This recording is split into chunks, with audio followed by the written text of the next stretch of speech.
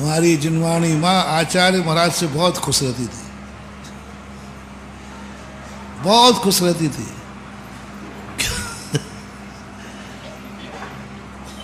दुनिया में, संसार में गरीबी भोजन क्या होता है? सबसे ज्यादा पुअर भोजन था संसार में तो संत शिरोमणि आचार्य विद्यासागर महाराज का था। कितना भी गरीब क्यों ना हो, ये चुटकी नमक तो कम से कम होते ही ना, उनकी हाजरी में तो वो भी नहीं, कुछ भी न तो नहीं था। और जिनवाणी सबसे ज्यादा खुश रहती थी, बस बेटा यही चाह, अब मुझे गर्व है कि मैं तेरी माँ हूं और मैं ठाठ से कहूंगा मेरा बेटा है। क्यों जिनवाणी खुश होती है हमें नीरस भोजन करता देखकर? क्यों जिनवाणी सुख होती है कि हमें बिना ठंड की ठंड में सहन करने पर? क्यों जिनवाणी खुश होती है ठंड में नदी किनारे बैठने पर? क्यों खुश होती है गर्मी में पर्वत पर? क्यों खुश होती है जब हम उपवास करते हैं जिस दिन हमार? क्यों खुश होती है जब संसार के धन दौलत छोड़ देता है व्यक्ति? कोई ना कोई रहस्य है।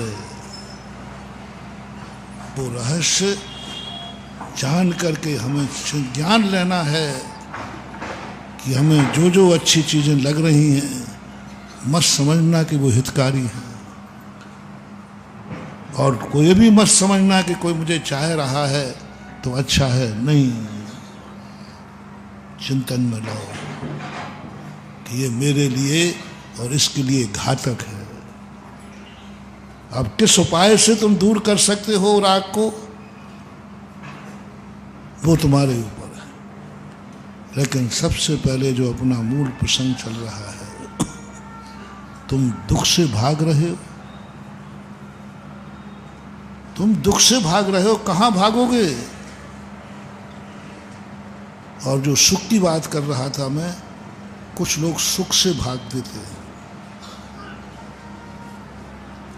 कर्म कहता है ये व्यक्ति बहुत अच्छा आदमी है, ये सुख से भागता है, ये सुख से भागता है। इसे रसवान भोजन रखो, ये नीरस करता है। इसे धन दौलत दो, ये धन दौलत छोड़ता है। इसे कपड़े दो, ये कपड़े फेंक देता है। जितनी जितनी सुविधाएं दी ये सब छोड़ता है। धन दौलत दिया इसने छोड़ दिया, बैरागी बन गया। दोनों को समझना, एक पुण्य के फल का भोग नहीं चाहता और एक पाप के फल को नहीं भोगना चाहता। एक असाता नहीं चाहता, एक साता नहीं चाहता। और प्रकृति कहती है तुझे सुख और दुख से ऊपर उठना है तो इस संसार में तेरे लिए कोई जगह नहीं है, तू मोक्ष चला जा। और मोक्ष नहीं जाएगा और पुण्य कमाएगा तो मैं तुझे ऐसी दशा में भेजूंगा। अभी तुझे मैंने सब कुछ दिया था, 18 करोड़ घोड़े दिए थे, 84 लाख हाथी दिए थे, ये सब दिया, इनको छोड़ के तू चला गया, इससे भयभीत हो गया। ले मैं तुझे ऐसी योनि में भेजूंगा जहां तू भागना भी चाहेगा तो नहीं भागेगा, पुण्य का फल भोगना पड़ेगा। त्यागी वृत्ति साधु संत मोक्ष नहीं जाते तो इनको स्वर्ग क्यों मिलता है? मनुष्य के मनुष्य बना दे में नहीं, फिर छोड़ देगा। बैरागी पुण्य के फल को भोगेगे नहीं, अभी हाल छोड़ देगा। जितना जितना पुण्य का उदय आएगा ये छोड़ देगा। तो कर्म ने कहा पंचम गुण स्थान से ऊपर मरने वाले की मात्र एक ही गति है, देवगति। मैंने पहले बहुत सोचा कि मनुष्य मनुष्य बना देवे तो अच्छा है, अभी मुनि बने फिर मुनि बन जाएंगे।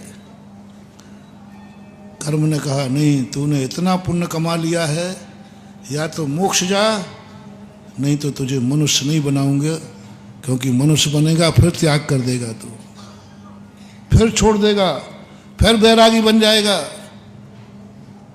तो कर्म उसे ऐसी योनि में भेजता है जहां तुम मुनि बनना भी चाहोगे तो नहीं बन पाओगे, जिसे देह पर्याय कहते हैं।